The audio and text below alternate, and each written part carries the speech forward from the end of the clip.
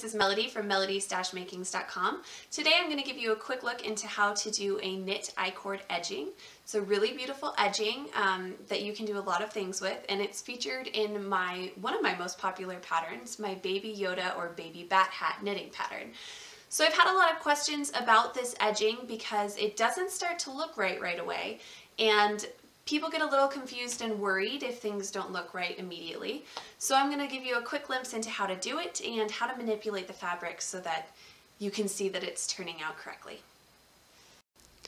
Okay, here's what an I-cord edging looks like in action. Basically, it gives this really neat I-cord looking effect along the sides.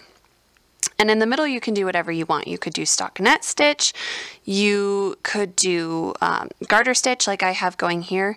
But basically, when you use the I-cord edging, you'll get kind of this ridge separating the middle stitch from the edge stitch. And the edge stitch just looks like a plain stockinette, and it wraps all the way around to the other side of the project. So the two sides look exactly identical. They both have the I-cord edging. They both have the garter stitch center if that's what you're doing. You might have a purl stitch on this side and a knit stitch on this side if you're doing stockinette. Now, the tricky thing about the I-cord edging is it doesn't start to look right until you get a little ways in. In fact, I'm about 2 inches into this project right now, and it's only just started to look like it's supposed to look. So please keep that in mind when you're doing an I-cord edging, and don't get frustrated before you give it a fair chance. It simply looks messy and not right until you get farther in and you can manipulate the fabric a little bit. So I'll show you quickly how to do it.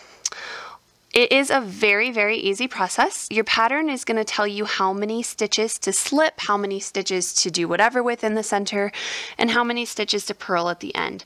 So for my pattern, you are going to be slipping 4 stitches at the beginning, and then you just go ahead and knit the next stitches.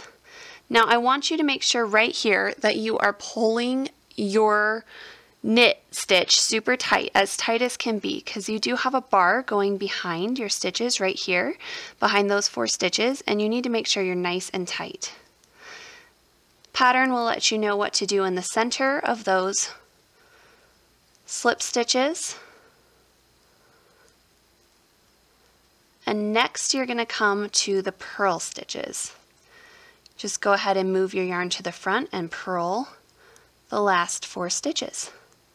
This is the exact same on every row for my pattern. And for most patterns, really, most patterns use a garter stitch in the center.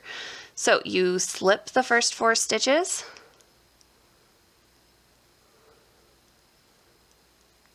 pull super tight on this yarn end,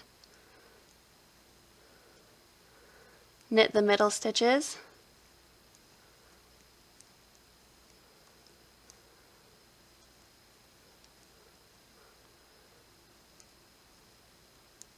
and purl the last 4 stitches.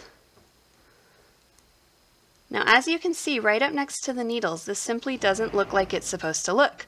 But if you give it a little bit of time, you're going to find that it will start to look like it does. And also you have to remember that we're working with fabric here that can be manipulated. So even though you might see a little pulling on this side, just wrap it around, manipulate it a little bit, tug it to where it needs to be, and you're going to have a perfect I-cord edging on both sides. Okay, so that's that. You can see it's simpler than you think it is, and it's probably easier than you're giving it credit for.